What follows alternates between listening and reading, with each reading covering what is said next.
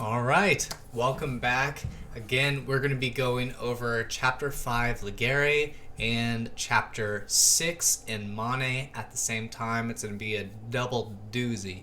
So this should be pretty fun. If you haven't already, go check out the character introductions of what we're going to go over today. If not, it's no big deal, but you do get details over what we'll be going over in the chapter, and you get visuals. So it's kind of cool. Yes, there are some, I don't call them spoilers, but I do call them just insightful details about the chapters that I'll be going reading about in the future. So if you haven't already, I'll put it up here somewhere. I don't know. I'm still learning how to do this YouTube stuff. So, anyways, before we get too distracted here, let's just jump right into it.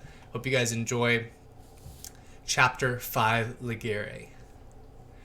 Grim was nearly killed by the very thing I sought after to fight and harvest for its blood. Somehow, it must have slipped through the portal while going into it, and thankfully he was nearly home before it did really any damage to the mansion itself. He stood no better of a chance than I did, to be honest, especially since it looks as though he must have had knowledge of exorcising demons through the books he reads. That is a difficult place to be in, considering he has never even seen a demon in his life until now. After further inspection of their skirmish out in the front courtyard, he kept to his own, and he certainly he kept his own and certainly created a display of an inkling of his true power. Little does he know, if he truly released even half of the true power within him, he would have completely destroyed himself and everything around him for miles, and would have had no way of turning back after passing that limit. We need to train on this and help him sustain himself even when he passes the point of no return, so I can use him for the great transmutation when I need him. I summoned Informe to sniff out any traces of ash demon blood. My anticipation was killing me, and I started to grow impatient, playing with a couple orbs of Arche to keep myself from chewing on my nails. Informe came back to inform me that there was an absolute exorcism in this place. My brother somehow exorcised the demon just by what he has read yet never truly trained for. He didn't just defeat it, he cast it away.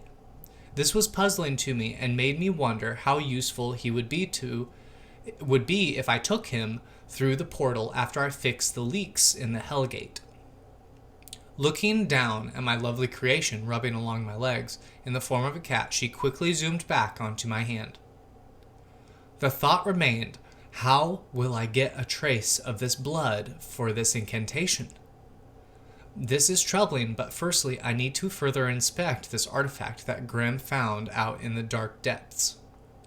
There was a good reason why I never traveled out of the confines of the mansion's hollow. The amounts of trace arche in this life source for the planet. The living things here live alongside, not only on a physical plane, but a metaphysical one as well. These beasts of old were born alongside the great expanse, when our universe consciousness was still in its infancy and very hot. When I enter these charged forests, tundras, and giant continental grasslands, there could be a great reaction that I don't know yet, and as far as I know, I've never made an attempt to leave the perimeter. I can make an artifact in the future to help take over the overflow of mana and arche I get, but for now, the grasslands are where I fear the most. The land here is darkened by the planet's state. There are places high that triumph light itself. The atmosphere of the planet is abnormally large, and between the wide openings to the lower regions of the planet, it's incredibly steep and shallow. This place knows no end on its ability to challenge even the ever-adapting lifeforms. One day I see to travel with Brother Grimm and see great things. There are mountains on this planet on the other side where the light shines and the birds soar forever in the heavens. My father has written about an angel that lives high on the top in that region called the Great Northern Mountains. Supposedly, the region is completely cut off from the rest of the planet, separated by a great ocean that has no depth and kisses the planet's core. There was many things my father was, and that was a dramatic writer. I must find a way back to the house at once. As I leave, I extinguish a fiery war zone of the courtyard. The doors closed behind me, and with a dust cloud of ash followed. I look up the dimly lit entryway to the upper level staircase. I see the protective sigil I placed on this house when I first discovered my curse. Traveling down the kitchen hallway, I was bothered by happy memories with my brother and his stupid gaze he always gives me when we do something fun. The flask that the wand was in was broken and just there suspended where I left it. I demanded my book towards me and opened my father's text open to what I suspected it may be. The branch of Presidium Animus is an item that was forged from a long-lost tribe to this planet. A native people who went by no names, but were close to the primordial consciousness of the universe. They practiced great magic and trialed many great battles on many lower planes and higher planes. I've read quite a bit of stories through this cornucopic grave Brother Grimm calls home. However, the branch is not capable of being used by myself, nor am I capable of even wielding it, but its presence is not bothered by me, which is interesting because from what I do know, this item should repel great darkness. I wonder why it didn't activate during Grimm's fight with the great Marquise, or possibly it was helping my brother sustain his power. Sitting there pondering the possibilities, I couldn't help but selfishly see the help that my brother may be for me now. If I took him to the other plane, we could hold our own and possibly see my brother in action for once, going past his limitations without going supernova. Something bothered me suddenly when thinking about this, about his ability to sustain on that plane may lead to a shadow inside him from consuming him. Somehow, I think that this artifact may serve as a font of youth for him. Though we will have to train together prior to going there alongside each other, the ingredients to this are rare and necessity for my progression. He will serve great use to me there, and he will able to learn a higher purpose and even get a new toy in the process. I hate this damn place, but the walls had ghosts in them. It is in my dark nature to procrastinate these dark walls of Damascus kyanite. I set the stove to cook the stew I prepared before he stumbled in the kitchen, bleeding everywhere, for my soon-to-be awake brother and tell him the truth about his find. I should tell him about my desires, but he would never understand what it would take to transmute an entire universe for the great or good. He is and always has been an obstacle in my way, and that has now served a greater purpose for me. When day breaks, I will tell him what I need in order for him to cooperate. But in the meantime, I need to work on a side project. Pulling a book from upstairs and pulling it through the walls to the kitchen, I opened it to a basic alchemy for golem making. Pulling some magical clay from a nearby font, I start to forge it in his room in order to get used to his outrageous energy fields. I wanted to make a golem for my brother as a surprise, giving it some unique capabilities that would develop alongside him as they grow like a familiar I have. Soon one day, it will grow and stand tall like he will. My beautiful brother Grimm, why do you rap at my door so? Okay, so this is where we do a cutoff to chapter 6 in Mane. And I'm going to just kind of go along here. Again, if you haven't yet gone to the character introductions, highly advise going there. Not only do you get the illustrations of what it kind of looks like, but you get more detail on some of these things that you may be looking at. Okay. Morning broke through the creases in the curtain and lighting the small amount of life left in the room with its presence. I roll over and open the curtains for once.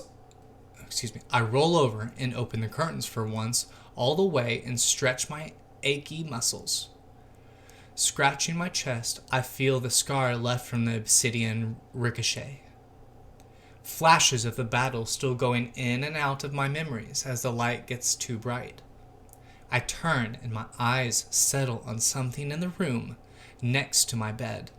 I fall to my knees, still weak in the legs, holding my sword too long.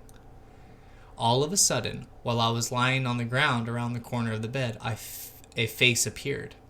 Not a human, but a golem. I've never seen a golem like this, though. It was cute. She stood shorter than me, but was very toned in nature. She possessed lips that I could only describe as plump, beautiful, and had wrappings around her eyes. Her clothes of great uniqueness and power colors of black and gold, certainly my sister's work. The lacing on the clothing of the yukata seemed to circulate throughout the entire fabric and was gold shimmering alchemy. She helped me to my feet, her hair being caught in the sun's light made way for my eyes to adjust on the massive sledge shield in the corner of the room. I stumbled back into the chairs near the fireplace in my room in shock and vigilance. She spoke to me, but directly to me in my mind. Do not fear. I am here to serve you and only you, she said, kneeling down to show her loyalty. Allow me to help you, master. Helping me to my feet once more, she laid me upright in the bed, and in that time my nose found its bearings on the amazing smell in the air. She bowed and left the room quaintly without making a sound. As I assumed she left to get me some food, I couldn't help but notice her giant shield. The shield was of a dark design, with foreign shapes and ridges in the architecture. Definitely some monstrosity that my sister made for whatever the hell it is. She came back, and to my surprise, she was followed by my dear sister Jem. A quick flashback of her in all white and gleaming like an angel flickered back into my mind and almost fought my sight for the truth of what my eyes were seeing. Her dark gaze met mine in concern as she went over to the fireplace and loomed its waving form. She made herself comfortable on the chairs that I was just in and asked my servant to help me over to the chairs to speak with Sister Jem. As she threw my arm around hers, she was incredibly strong. Was this fragile figure capable of lifting that behemoth of a shield? I got comfortable, and the feeling of the fire's heat exposed my legs from under my robes. My body warmed better than usual, and for once in a long time I started to enjoy the presence of luxury like this. Sister, I thought I heard you talk yesterday after She cut me off with a gesture and opened her mouth as if about to speak. Hesitated, and then proceeded to say, Brother Grimm, I have much to confess and much to tell you. However, I need your help right now. The demon you had exorcised yesterday was of a mid-class demon, and to do what you did takes experience. You are starting to develop your higher powers, and I would like to train alongside you to strengthen ourselves for a journey for an ingredient. I want to train with you this next 2 cycles to achieve this goal to fight something of great power. Will you help me retrieve this material and assist me in my studies? I sat there wondering if she was fucking serious or not. After so many cycles around these beings in this planet, she opens her mouth to ask me if I can help her. I wanted to say thanks for asking me how I was doing, but I didn't. Sister Jem, you finally speak? Lowering my head, my hair covers the stream of a tear falling from my face. You can talk after all, huh? I smile in a sorrow and raise my head. I will help you until the ends of this universe, sister, but you cannot keep me in the dark any longer. She blinked at my raised voice and continued to gaze at the flames as the room's energy shifted around like sloshing waves near an ocean reef. The golem turned her head slightly to me as if sensing my distress beneath her wrappings. She put her hand on my shoulder. It was light to the touch. Jim and I sat there for some time, sitting in the discomfort. This type of discomfort is good for growth and is necessary for a healthy bond. I leaned forward, grabbing her cold hand. Her eyes for the first time seemed to be filled with something other than a blank expression. Her eyes waned and smiled along with her mouth, and I pulled her in for a hug. I pulled her directly out of her chair without a moment's notice, her arms tucked to the sides and squirming for air to breathe. I hugged her long and hard because for the first time it seemed like I had my sister back. After we had made a plan on what she had expected in training and her plan to take down a powerful demon, she continued to explain to me how over time her and I will link in our movements and powers to create a powerful outcome. I returned to my bed for one more day's worth of rest. Just before Jim was about to leave the room, she pointed to the golem and said, smiling, "Oh, this is Alita, by the way. She will grow alongside you. Your life force is her life force. She wields a shield, which was of her own choosing after she soul-linked with you sometime last night. Alita will eventually evolve into a final form if she reaches that point in her lifetime. I love you, brother. We have much to do starting tomorrow." The door shut, and all that remained left in that room was an awkward hesitation to introduce each other. I look over to her, and she meets mine with her absent eyes. I say in my head that if she can hear me, that I am sorry for referring to her as a servant, and that I am quite tired. She just gazed, didn't respond, and sat quietly for me to sleep, her hand never leaving the back of my shoulder. It felt nice. It felt like home. Alita woke me with my clothing and breakfast already served alongside the bed. I got ready as usual, but this time Alita knew exactly how to fasten my armor under the miniature, or kimono. She got herself ready in my presence, revealing her new life at innocence. She fastened certain harnesses under her yukata, attaching to her thighs. As she tightened the belts, the gold trim of her black fabric began to radiate. Her shield flung to her side, activating the artifact. It separated in the middle, emanating a strong force and holding it with ease. The shield shut abruptly, and she put it on her back, prepped and ready. A soft, elegant voice in my head said, "Master, I am ready. At your command, we can meet with your sister Grimm." I respond with a gesture to the door, and we made our way out to the fairgrounds where I had my original battle with an ash demon.